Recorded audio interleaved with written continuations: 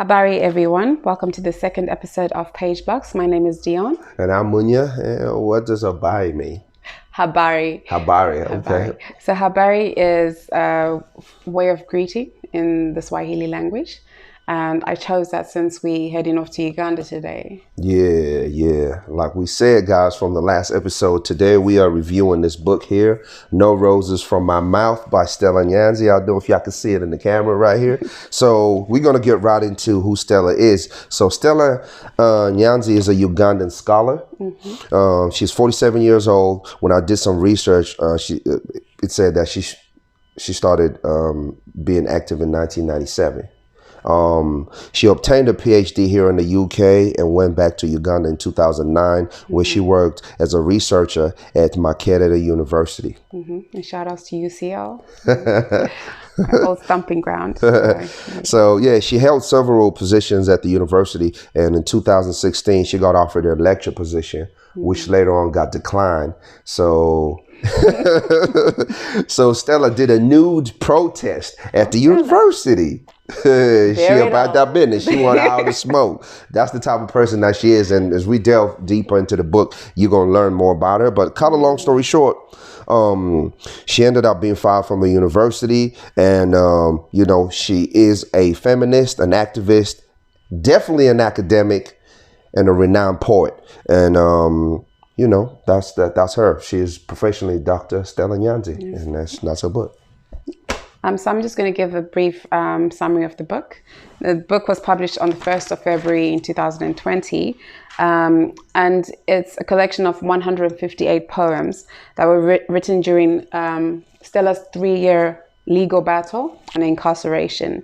And basically the manuscript sort of categorically, presents itself as an autobiography, and it's divided into 3 volumes. And so the first title is In Prison. Then we have On Feminism. And then we have About Uganda. So In Prison basically, captures issues such as the living conditions within the prison system, poor medical and sanitary facilities, the justice system. And then we talk about On Feminism, which highlights issues such as abuse, sexual harassment, the impacts of poverty that, poverty has on the society, social injustices again. And then About Uganda, which is the last volume, then captures the political, social, and economic conditions of the country, as an overall. As an overall. Yeah. I like that you said that, because there's a quote that I wrote down that I read by Chinua Achebe, right? And he says, any attempt to define African literature in terms which overlook the complexities of African scene and the material of its times is doomed to failure. So basically, when we're looking at African literature and we're looking at the Africa, you definitely need to put it into context of that country, the political context of, and as you read this book, it gives you like a very specific overtones, and your palette, it just gives you the political landscape of Uganda when you read it. So that's very paramount, because if you're looking at it from different lenses, you're not really going to understand where she's coming from. And, and just to sort of like set the scene as to where the book, how the book was birthed. This is a woman who took on, the Ugandan president. I don't know for legal purposes if I can say his name, but... Yeah, you can. It's in the book. So you're very Museveni, who's been, in power for quite a long time. But, he doesn't like a choice of words. And apparently, his wife was offended by certain things. She goes in, though. She don't hold back. She goes out of the way, and you guys will see. So the whole book becomes, an act of defiance, against a very powerful leader. Should we get into the book? Yeah, let's get into the book. Let's do it. So let's get into the writing style. So her writing style is obviously poem form of writing. Yeah, you wanted to. Yeah, and for me, it's sort of like, when we're just talking about the background of how the book originated, the tone of the book seems to be very, provocative and defiant, and she tackles a lot of issues that seem to be or are, taboo within society. And it's very descriptive, and very blunt way of writing. So yeah, I enjoyed it. And then she sort of has she uses a lot of illustrative words to describe particularly the poor conditions within the prison system. And then in one stance we see her sort of pay homage to loved ones and, people that she holds in high self-esteem. So it sort of feels like odes, there's a lot of odes. And just when we talk about just a simplistic way of the layout of the poems within the book, very cleverly done. Don't know if I could show an example if you'd be able to see. But she sort of jumps. So where you'd have it on the outer side, then it goes back into the inner.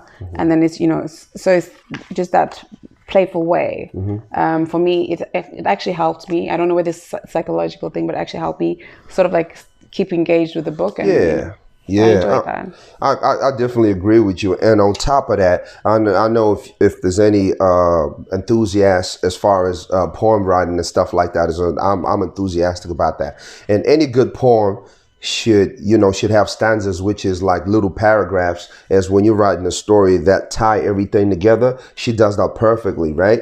And there's rhythm and rhyme within the poem as well, double entendres and stuff like that, which is very good. And the way she stretches the syllables and just the way she writes the poems without getting too technical, right? And the measurements of how you measure this rhythm is called like a meter when it comes to poems.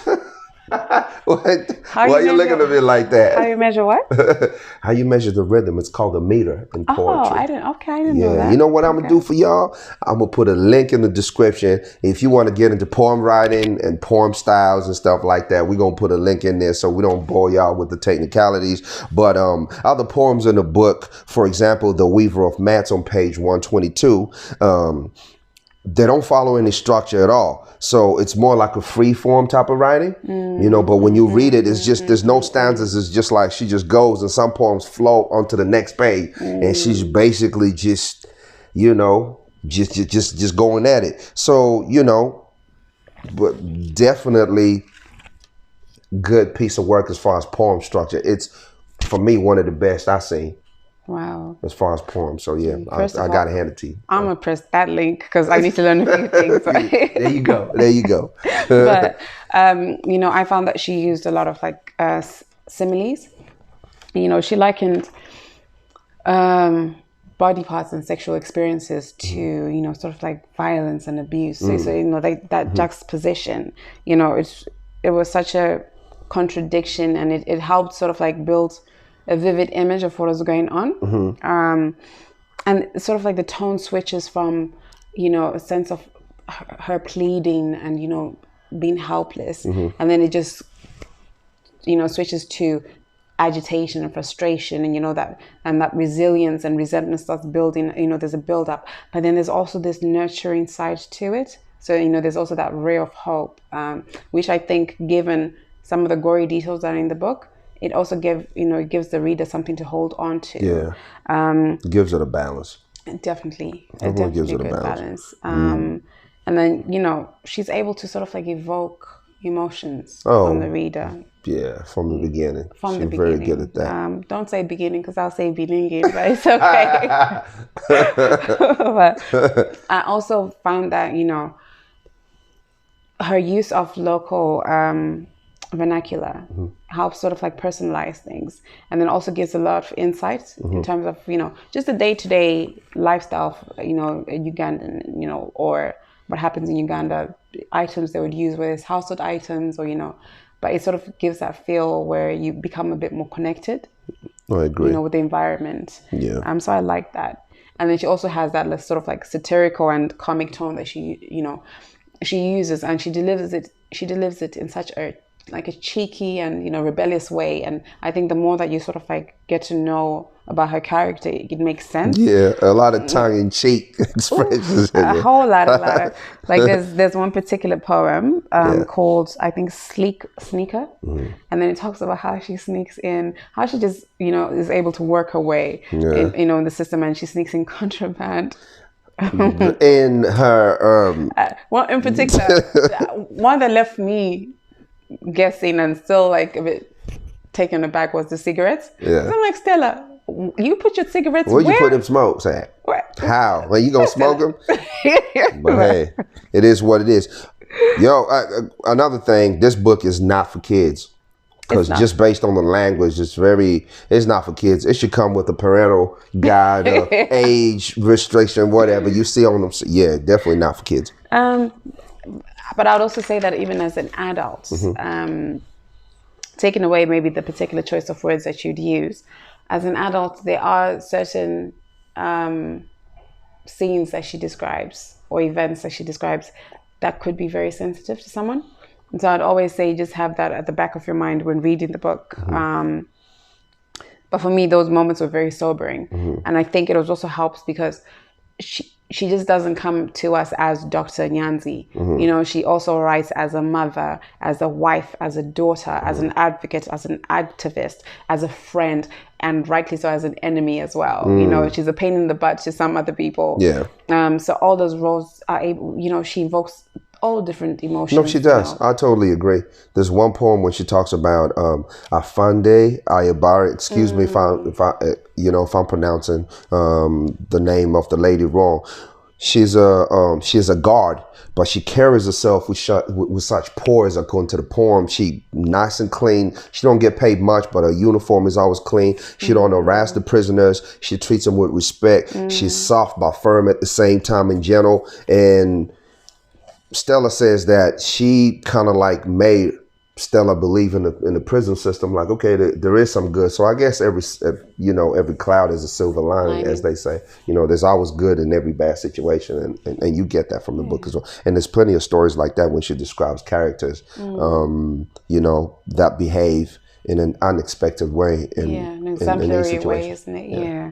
I really like that. But for me, to go the opposite way, the way that she, again, using that humorous side, how she depicts, very derogatory environment that they're living in. When we talk about just basic human rights being taken away from them, there's a poem called Lice in Prison. Yeah. Basically talking about infestation.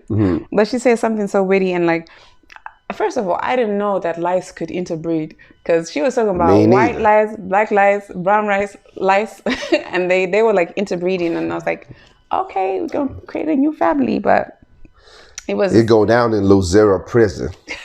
It does go down. But so again, like we're talking about because it would be a bit difficult to just be left in that place of sadness and despair. So I think that humorous side helps allow the reader to bounce back, and keep up with that. But what would you say are sort of like the takeaways from the book and the gems, if any? Okay, so for me, when I look at the book, it's essentially, when you read it, right, it's clear to see that, the somewhat like feminist ideologies and intersectionality issues entwined in African expectations of the supposed role of women. So one could argue that, just playing the devil's advocate here, that a lot of the stuff is, she says, she's looking at it from with the Western lens on it. And I say that to say this, right? Basically, when you look into feminist theology, you could argue that the origins of feminism had nothing to do with the black woman or the African woman, right? When you look at that, it's debatable, it's out there.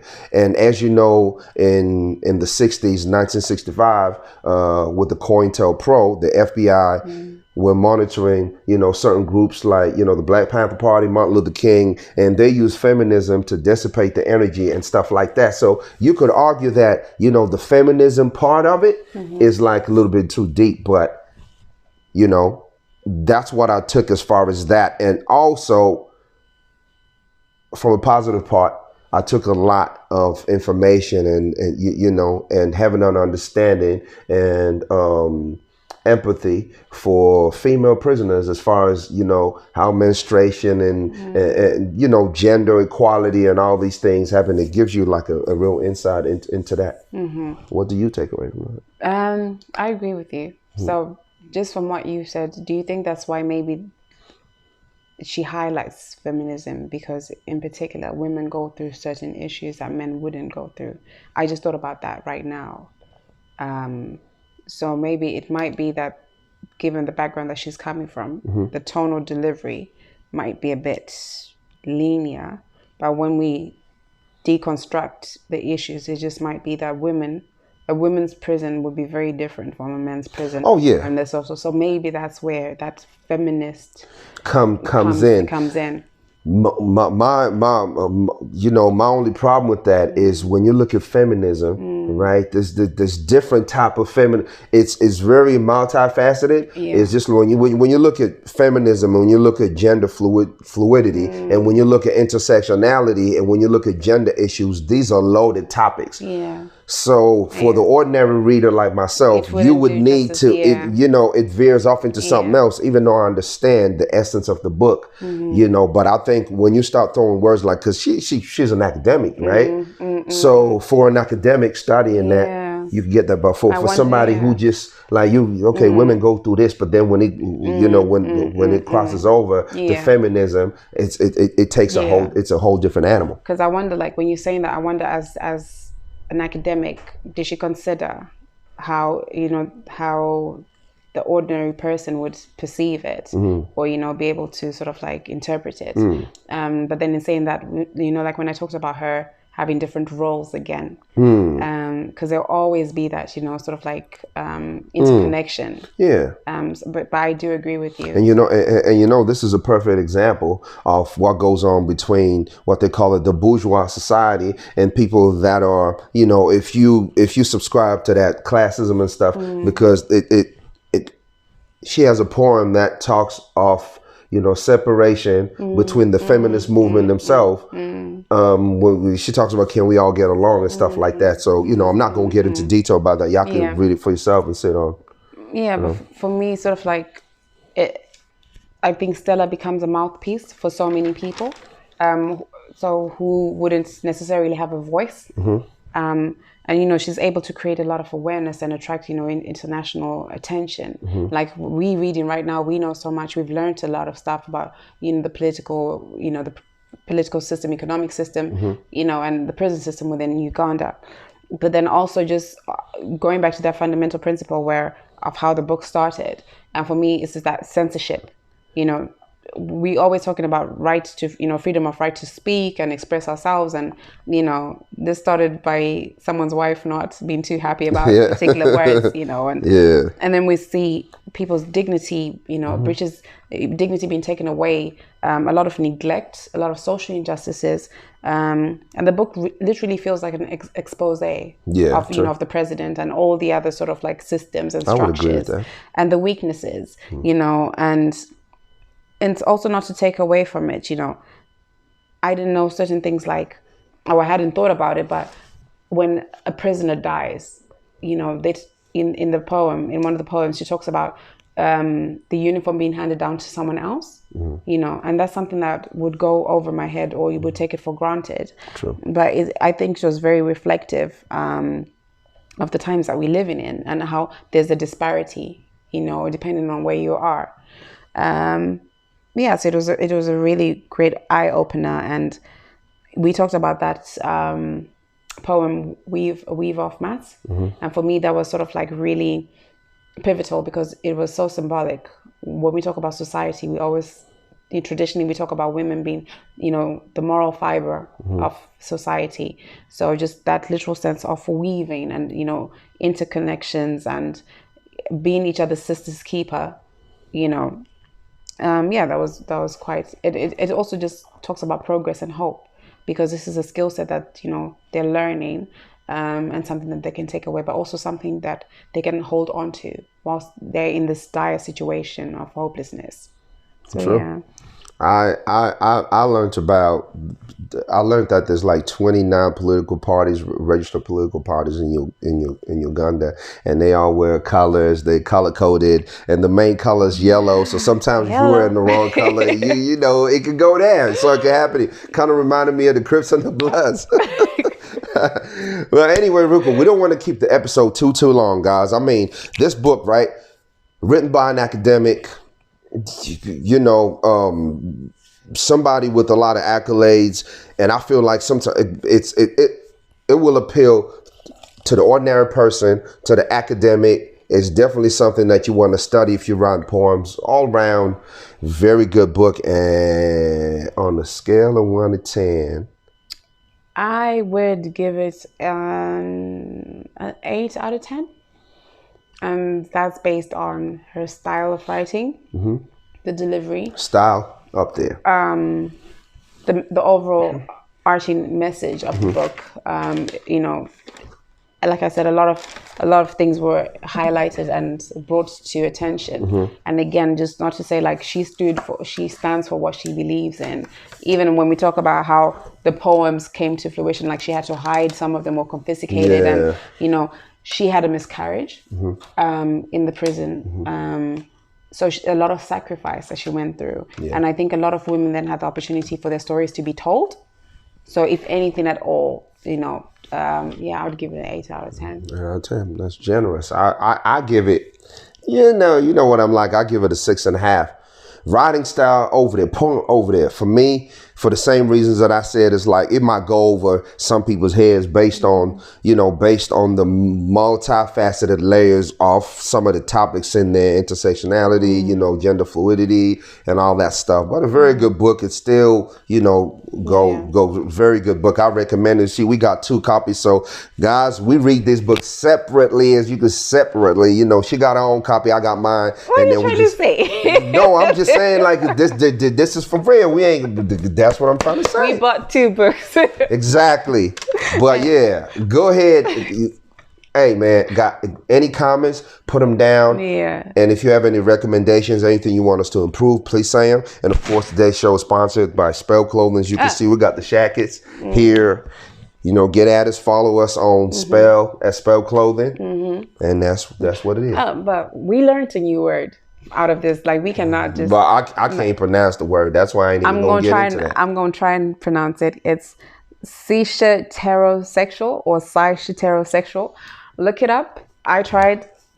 I couldn't understand even after Googling it. But look it up and give your best description, explanation what it means, yeah. Right there in the comment section. Yeah, but we learned something. We did. And I think just to summarize who Stella is as a person, I would just summarize, you know, just describe her as a rebel with a cause. Fearless. Yeah. Fearless. That's the thing. That's what's up. Okay. So, are we going to do our quote or verse, or AKA QV of the week? And it's on you. Yeah. Absolutely. And I picked Kwame Nkrumah for this one. And he said, thought without practice is empty. Action without thought is blind. Run that by me again. Thought without practice is empty. Action without thought is blind.